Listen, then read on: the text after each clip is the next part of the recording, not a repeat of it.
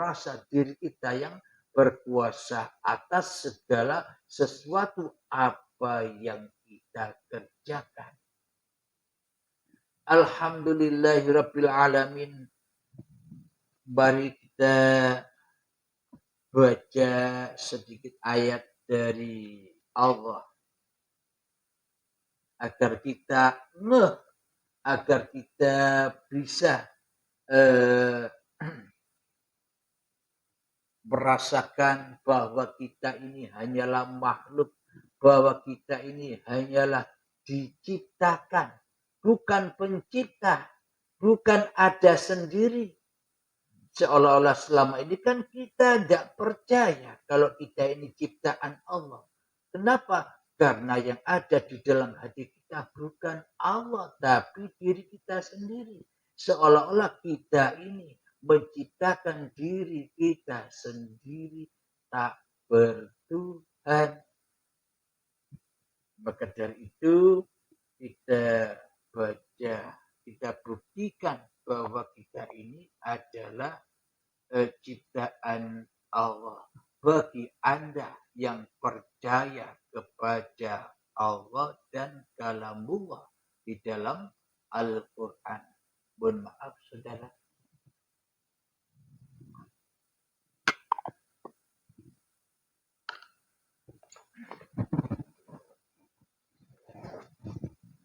Di dalam surat Az-Zumar, artinya rombongan-rombongan.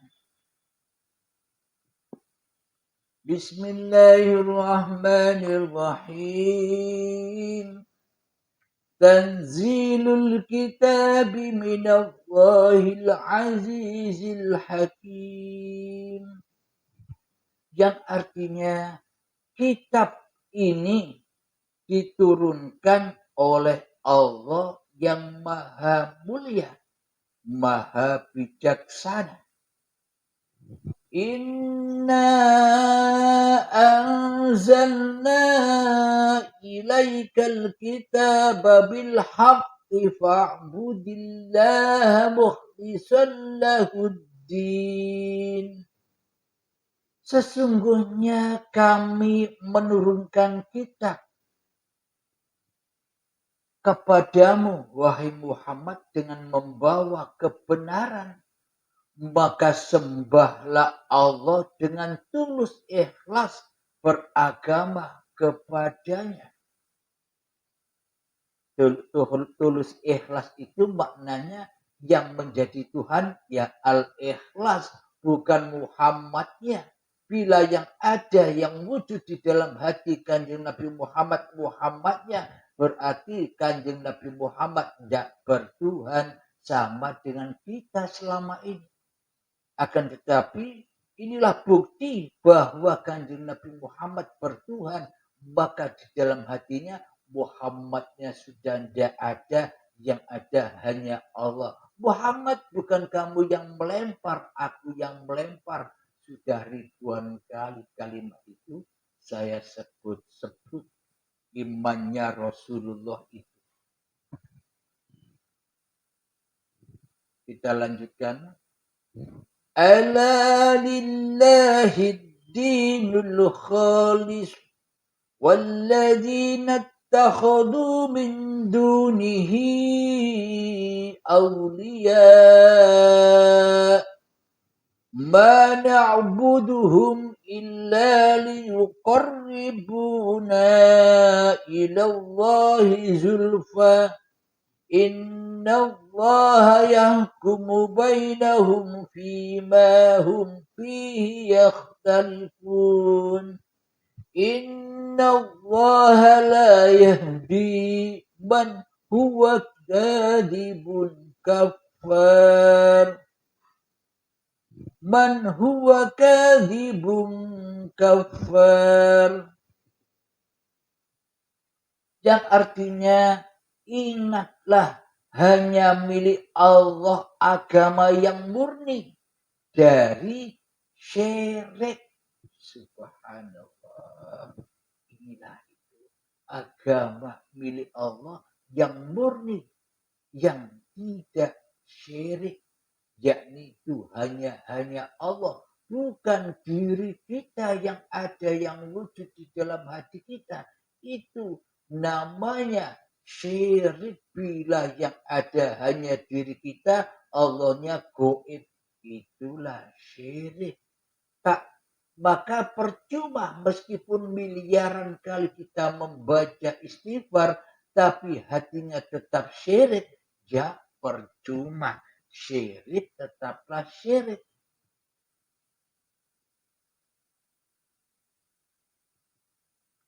Dan orang-orang yang mengambil pelindung selain Dia berkata, kami tidak menyembah mereka, melainkan berharap agar mereka mendekatkan kami kepada Allah dengan sedekat-dekatnya.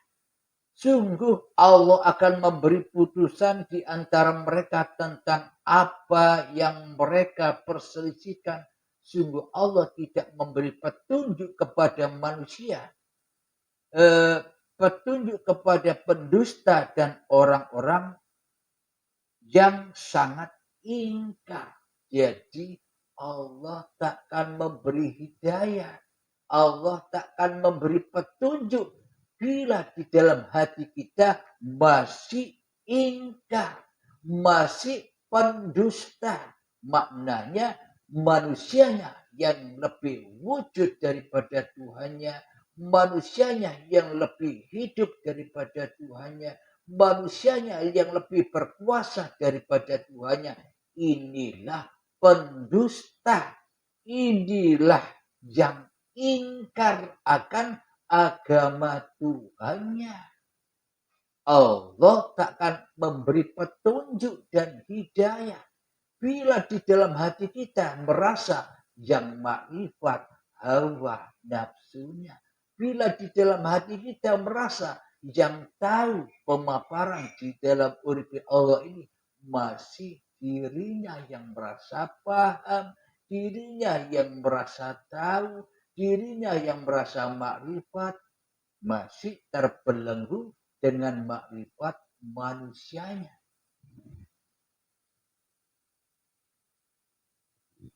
Subhanallah. Jadi Allah takkan memberi petunjuk atau hidayah kepada kita selagi kita masih jadi Tuhan. Jadi di sini paparannya tidak ngarang, akan tetapi ini sesuai Al-Quranul Karim. Inilah rahasia-rahasia Allah yang selama ini belum terungkap. Ya, hanya Allah saja yang bisa mengungkapkan rahasia-rahasianya. Jadi Abdul Halim tak bisa apa-apa. Abdul Halim hanya membacakan saja.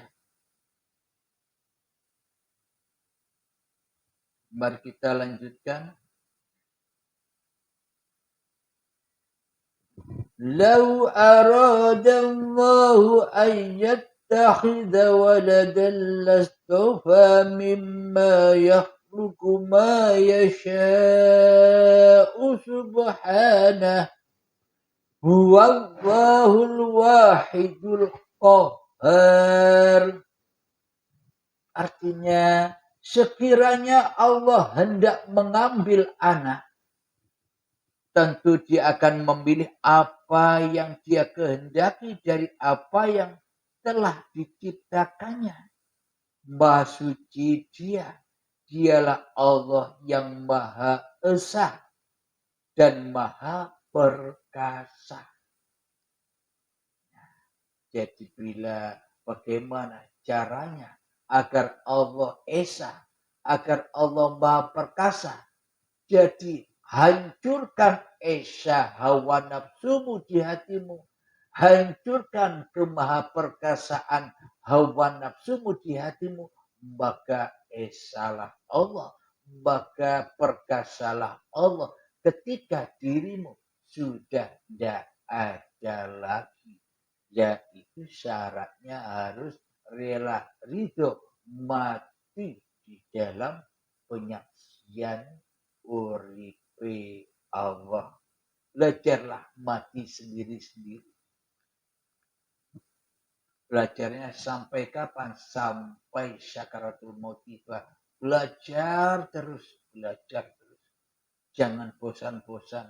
Belajar terus, istiqomah. Lepaskan syariat-syariatmu, istiqomah. Sampai ajal menjemput. Jadi latih dan latih terus. Jaga dan jaga terus makrifat Anda. Mari kita lanjutkan.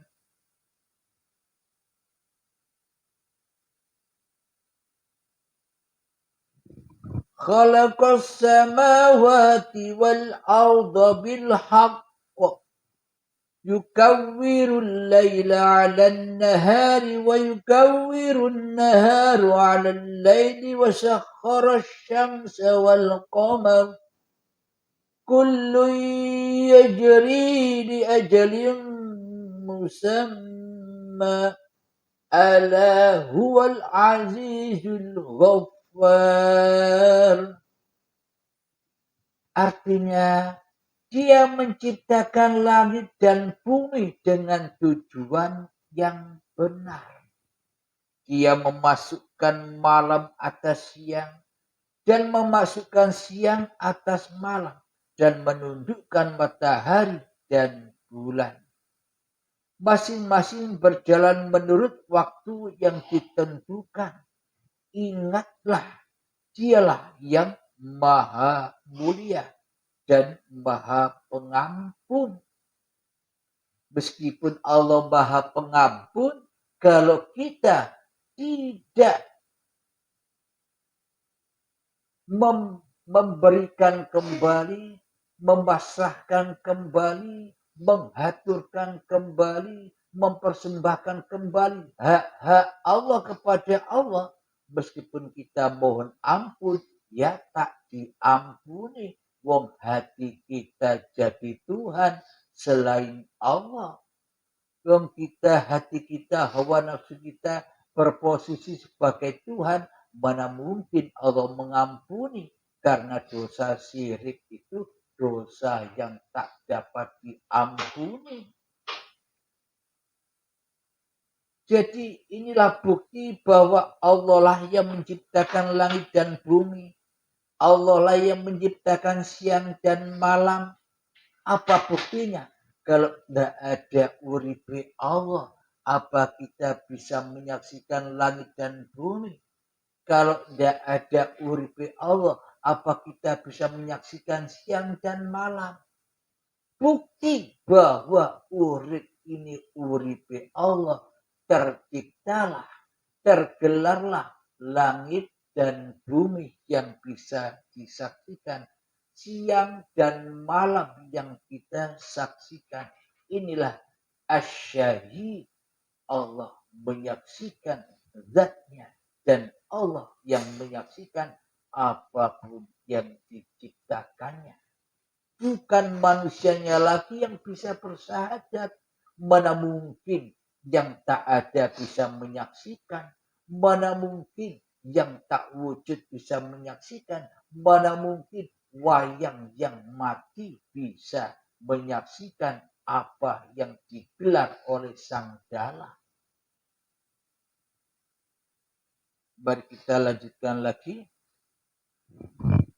Khalaqakum min nafsin wahidah thumma ja'ala minha zawjaha wa anzala lakum minal an'ami thamaniyata azwaj yakhluqukum fi butuni ummahatikum khalqan min ba'di khalqin fi dhulumatin thalath dzalikumullahu rabbakum lahul mulk la ilaha illahu wa anna tusrafun, yang artinya Dia menciptakan kamu dari diri yang satu. yakni ya dari ahad, dari uripe Allah.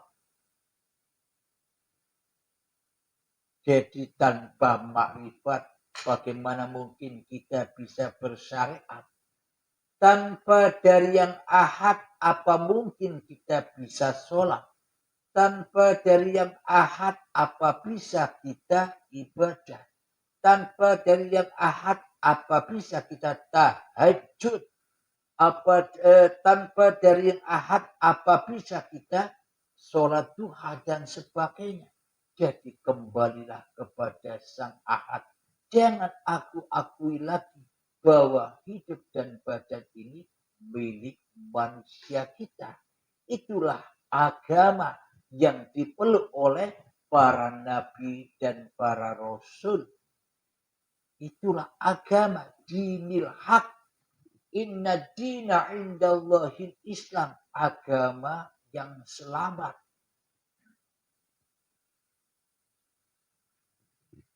Dia menciptakan kamu dari diri yang satu. Kemudian darinya dia jadikan pasangannya. Dan dia menurunkan 8 pasang hewan ternak untukmu. Dia menjadikan kamu dari perut ibumu. Jadi bukan ibu yang menciptakan kita. Allah lah yang menciptakan ibu kita dan Allah lah pula yang menciptakan kita lewat ibu kita. Karena saya pernah berdialog dulu dengan seorang ateis. Orang ateis bicara pada saya, Kiai, Ustadz, Kang Mas, siapa yang menciptakan Allah itu? Waktu itu saya jawab, yang menciptakan Allah itu adalah kamu. Loh kok bisa aku menciptakan Allah? Ya iya, kalau kamu tidak hidup, apa kamu bisa bertanya, siapa yang menciptakan Allah? Lalu saya balik bertanya, sebenarnya kamu ini ciptaan siapa sih? Kalau saya ciptaan ibu dan bapakku. Karena dari mereka lah saya terlahir. Karena dari sperma dan sel telur lah saya jadi. Terus ibu bapakmu ciptaan siapa? Ya ciptaan nenek kakekku. Terus saya kejar sampai Nabi Adam. Nabi Adam itu ciptaan siapa? Kalau Nabi Adam itu tercipta dengan sendirinya. Berarti jawaban orang ateis itu kan sama dengan perasaan hati kita selama ini. Seolah-olah kita bukan ciptaan Allah. Seolah-olah kita ini tidak diciptakan oleh Allah. Buktinya Allah goib. Buktinya Allah tak ada. Yang ada hanyalah diri kita. Kita selama ini hanya dusta saja. Aku ciptaan Allah. Aku ini makhluk. Tapi nyatanya di dalam hati kita selama ini kita yang jadi Tuhan. Kita merasa mencipta hidup kita sendiri. Kita merasa mencipta badan kita sendiri. Kita merasa mencipta semua aktivitas kita sendiri. Kan sama jawabannya dengan orang ateis tadi. Nabi Adam tercipta dengan sendirinya tanpa ada yang menciptakan. Itu jawaban seorang ateis yang bertanya, yang tanya jawab dengan saya. Kemudian, kalau memang demikian pemahamanmu, kalau Nabi Adam itu tercipta dengan sendirinya, kalau alam semesta ini tercipta dengan sendirinya, kalau gunung itu tercipta dengan sendirinya, kalau langit, bulan, bintang, semua isi alam semesta ini tidak ada yang menciptakan kecuali dia menciptakan dirinya sendiri. Sekarang coba ilustrasinya, Anda nggak punya baju. Saya bilang begitu kepada orang ateis itu. Bayangkan Anda nggak punya baju dan celana. ini saya kasih uang 100.000, Anda beli kain sendiri di toko. Yang mana kain itu nanti untuk baju dan celana Anda. Oke, berangkatlah Anda ke toko beli kainnya. Kemudian setelah sampai di rumah, kain itu taruhlah di meja. Anda duduk sambil ngerokok, sambil ngopi, pandang terus, pandang terus kain itu. Sampai kain itu bergerak sendiri, sampai kain itu memotong dirinya sendiri, sampai kain itu menjahit dirinya sendiri, sampai kain itu bisa membuat baju dirinya sendiri, sampai kain itu bisa membuat celana dirinya sendiri. Setelah jadi baju dan celana, maka pakailah baju dan celana itu. Terus orang ateis bilang, Ustadz gila ya, mana mungkin kain itu bisa bergerak sendiri, mana mungkin kain itu bisa memotong-motong dirinya sendiri, mana mungkin kain itu bisa menjahit dirinya sendiri. Ya tidak mungkin Ustadz, kok gila Ustadz ini. Bilangnya begitu. Loh, Anda yang lebih gila lagi.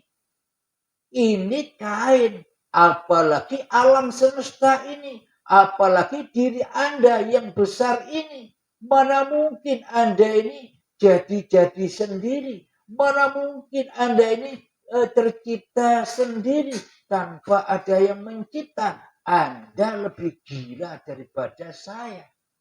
Akhirnya orang ateis itu diam 1000 bahasa. Akhirnya lama-lama bicara begini, mengungkapkan isi hatinya kepada saya begini. Oh, berarti yang dikatakan Allah itu hidup ini ya Ustaz. Ya cari sendiri sana. Saya suruh cari sendiri. Kalau dia terhidayai akan mengejar saya. Kalau tidak belum ada hidayah, maka dia akan cari referensi sendiri. Nah, akhirnya ia mulai sadar bahwa hidup inilah Tuhannya seluruh manusia.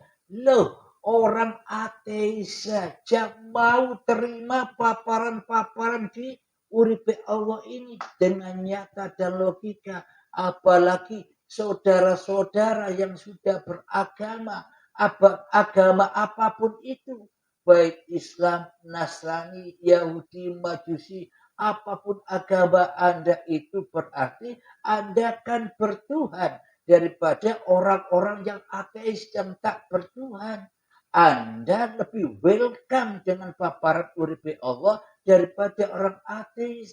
Mestinya kan begitu. Karena orang ateis tak bertuhan, karena kita umat yang bertuhan, umat yang beragama, agama apapun saja pasti kan ada Tuhannya. Mestinya kita lebih welcome. Orang ateis saja memahami, orang ateis saja mau terima. Karena apa? Karena yang dibacakan di sini kitabnya sendiri, dirinya sendiri, maka dia takkan bisa mengelak dari dirinya sendiri. Selama ini bahwa kita seolah-olah tidak ada yang menciptakan. Mari kita lanjutkan. Dia menjadikan kamu dari perut ibumu kejadian demi kejadian dalam 3 kegelapan. Maknanya 3 kegelapan itu, 1 saat dari tanah gelap. Anda tidak ada, tidak wujud, tidak hidup. Yang kedua saat jadi gumpalan darah di dalam perut ibu, itu juga gelap. 3 kegelapan, yakni yang ada hanya Allah. Anda tidak ada, gaib. Yang ketiga saat menjadi bayi, sama-sama gelapnya, maknanya sama-sama sucinya. 3 kegelapan ini kita tidak ada, yang ada hanya Allah. Nah, ketika detik-detik akil balik tiba, inilah masa-masa kita menjadi Tuhan. Allahnya tidak jadi Tuhan lagi. Karena kita syirik mensekutukan Allah dengan diri kita selama ini tanpa kita sadari. Kita lanjutkan. Dia menjadikan kamu dalam perut ibumu, kejadian demi kejadian dalam 3 kegelapan. Yang membuat demikian itu adalah Allah. Inilah kebenaran itu.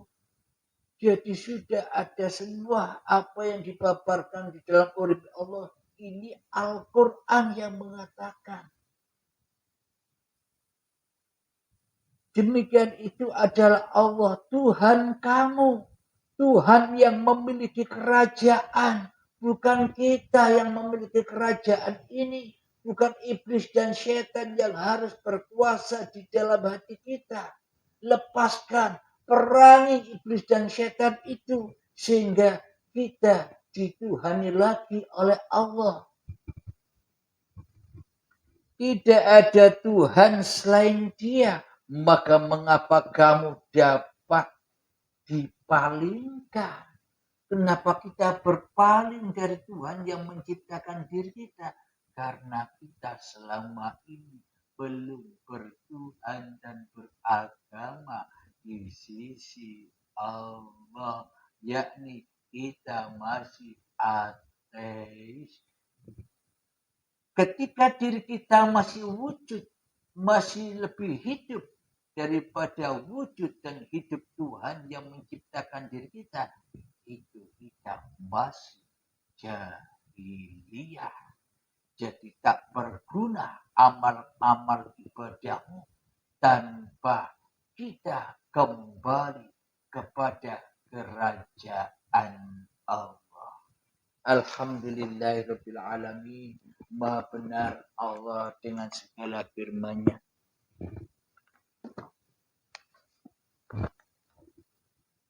Subhanallah walhamdulillah wala ilaha illallah wallahu akbar.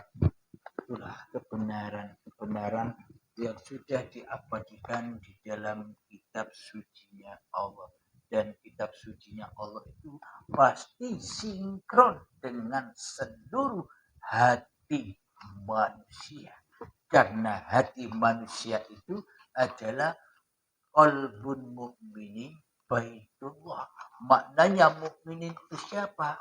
Agama apapun kita, bila kita sudah kembali kepada uripe Allah, ya disebut mukminin. Meskipun agamanya berbeda, tapi hatinya sudah kembali kepada penciptanya. Itu disebut mukminin, orang-orang yang beriman.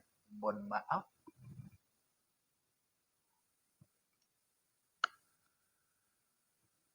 Tapi meskipun kita ini beragama Islam, bila hati tidak kembali kepada kerajaan Allah, apa disebut mukmin?